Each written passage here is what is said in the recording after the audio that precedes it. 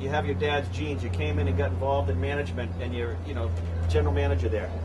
But then they go on under a guy named Belichick and a kid named Brady. That first Super Bowl, St. Louis. Where were you? What went through your mind? I was actually watching it at home. I was watching him down the middle of the field of celebrations. It's funny. I didn't have a great reaction. I was kind of studying the game. But I guess my biggest reaction is how stupid is John Madden. And he went on for the next 10 years to prove how stupid he is. And I like him in calling that play. I marveled at Brady. I marveled at the coach's game plan. I felt it was the best that I've ever seen, other than Weed Eubank's game plan against us in 1968. Mine was one more of marvel in the way that they were able to do the upset. By that time, I was so far removed from being around this team. It wasn't, oh, I'm sorry to see them win, or I'm happy to see them win. I don't really look at life that way. He'll tell you that. They had 4 owners in between. But still, your time in Boston and the Patriots winning a Super Bowl is a fan or broadcaster. Well, I try not to be a fan, and he'll tell you that. As a broadcaster, I looked at it as I told Dan Shaughnessy and I told Lobel. I called him right after the game. I said, the 2 greatest upsets in pro football history was when my team, the Colts, were beaten in 1968, and when the Patriots, I think, is even a bigger upset of the Rams, because the Rams were more talented than the Colts. So that was my reaction to it. One other question I'd like to ask both of you. Today's salaries. You were talking about the years when you just kind of were joking about the Red Sox. Sox just signed Beckett to 4 more years. Compared to some of the players you interviewed and covered, the millions these guys are making. Just your reaction to that. Even in this economy, the money that they'll pay a pitcher who's maybe got a sore shoulder, $60, $70 million over 4 or 5 years.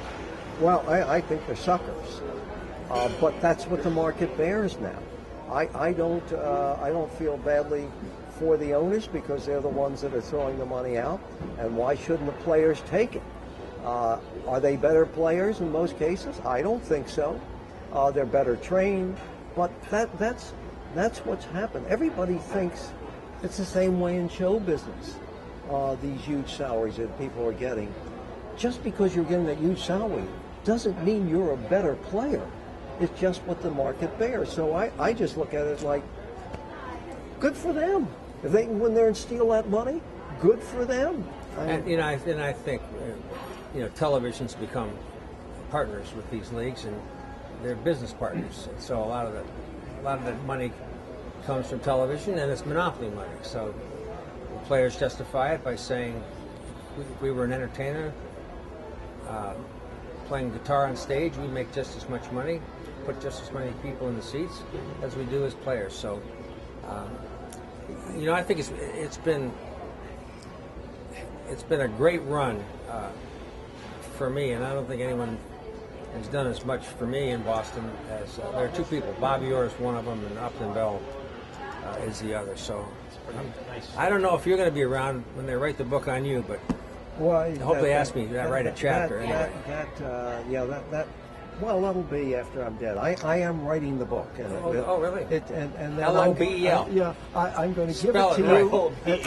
And when you open it up, it'll all be ashes. A couple things I do, and how much time we got left here? We were over. We were kind of past it, but that's all right. Go ahead. Yeah, don't cut it out, so don't count it. Don't worry about it. I figured. Yeah. Always on the cutting room floor. No, we'll use this at the end. Go ahead. It's one of the things that I really have learned. We talk all about sports. 2 things. One, in 1991, I called LaBelle and said, I'm leaving sports. I'm taking a gamble. It might cost me a lot of money, but I'm sick of talking to player agents and players who say absolutely nothing in their lives. So I'm going to go out the other side. Will you talk to Norman Knight?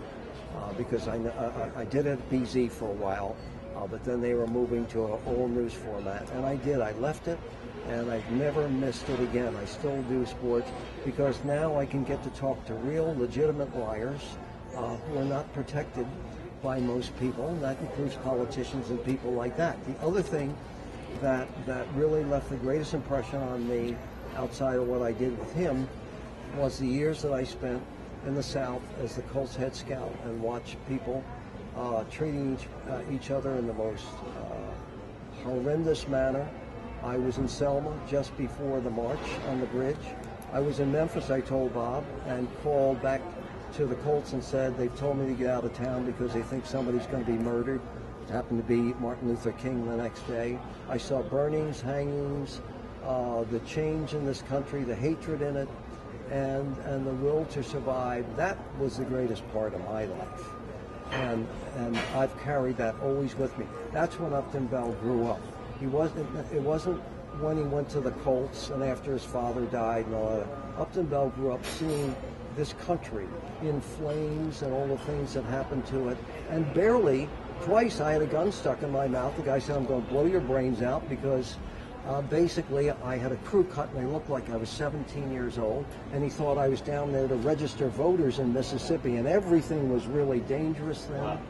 And so therefore, when I got here and got to the Patriots, as bad as it was, nothing in my life will ever compare to those 4 or 5 years and seeing America in total chaos. So there it is. One of the great things, Jack, and I'll just end it there, is that I said he's been everywhere, he's done everything, and he's met everybody, and that was an example. He's the man of the world, and we were always able to draw on that and bring it right back to sports. So thank you. It's great, and we'll be doing this another 10 minutes? No, is this only the first segment? This is the first segment. I have a great line for him. Every time he wants to cut me off, when we were doing Sports Final, Bell would say, that's it, Upton. And I go, what do you mean? This is it? So I'll say it to you again. Is this it for me? This is it for now. Not for you, but for now. Okay. For Jack Heath, Cut and for off Upton again. Bell, Bob Lobel, thanks for being with us on another episode of New England Sports Legends.